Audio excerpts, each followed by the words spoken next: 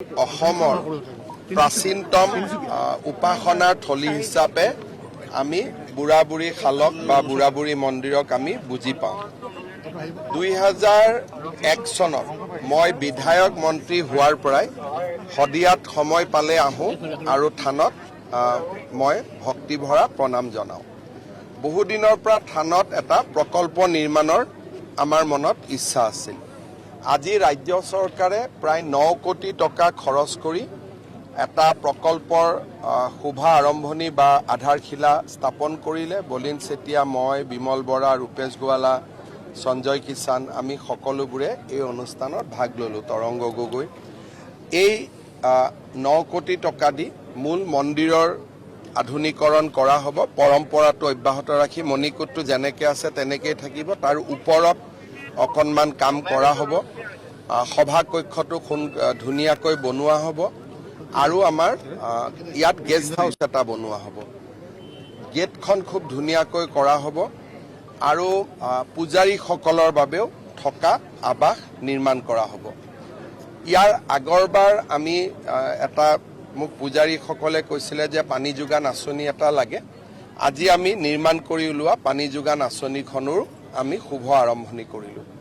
এই থানখনৰ বহুত বেছি মাহাত্ম্য আছে আৰু ইয়াত সকলো জাতি ধৰ্মৰ লোক আছে। যদিও মূলতঃ দেউৰীসকলে ইয়াত পূজা সেৱা কৰোৱায়, কিন্তু শদিয়াৰ বুঢ়া-বুঢ়ী থানত ৰাইজ আহিব লাগে আৰু বহুত পুৰণা থাল এইখন আৰু মই ভাবোঁ যে ইয়াত আহিলে ৰাইজে আধ্যাত্মিক প্ৰশান্তি লাভ কৰিব।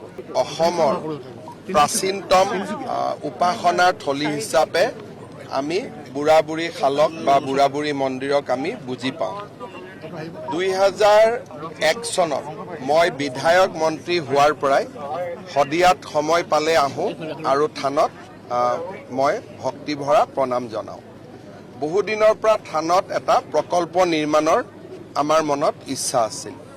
আজি ৰাজ্য চৰকাৰে প্ৰায় 9 কোটি টকা খৰচ কৰি এটা প্ৰকল্পৰ শুভা আৰম্ভণি বা আধাৰশিলা স্থাপন কৰিলে। বলিন চেতিয়া, মই, বিমল বৰা, ৰূপেশ গোৱালা, সঞ্জয় কিষাণ আমি সকলোবোৰে এই অনুষ্ঠানত ভাগ ললোঁ। তৰংগ গগৈ এই 9 কোটি টকা দি মূল মন্দিৰৰ আধুনিকৰণ কৰা হ'ব। পৰম্পৰাটো অব্যাহত ৰাখি মণিকূটটো যেনেকৈ আছে তেনেকৈয়ে থাকিব। তাৰ ওপৰত অকণমান কাম কৰা হ'ব। সভা কক্ষটো ধুনীয়াকৈ বনোৱা হ'ব আৰু আমাৰ ইয়াত গেষ্ট হাউচ এটা বনোৱা হ'ব।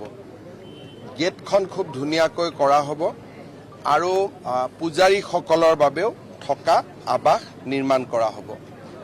ইয়াৰ আগৰবাৰ আমি মোক পূজাৰীসকলে কৈছিলে যে পানী যোগান আঁচনি এটা লাগে। আজি আমি নিৰ্মাণ কৰি ওলোৱা পানী যোগান আঁচনিখনৰ আমি শুভ আৰম্ভণি কৰিলোঁ। এই থানখনৰ বহুত বেছি মাহাত্ম্য আছে আৰু ইয়াত সকলো জাতি ধৰ্মৰ লোক আছে। যদিও মূলতঃ দেউৰীসকলে ইয়াত পূজা সেৱা কৰোৱায়, কিন্তু শদিয়াৰ বুঢ়া-বুঢ়ী থানত ৰাইজ আহিব লাগে আৰু বহুত পুৰণা থাল এইখন আৰু মই ভাবোঁ যে ইয়াত আহিলে ৰাইজে আধ্যাত্মিক প্ৰশান্তি লাভ কৰিব।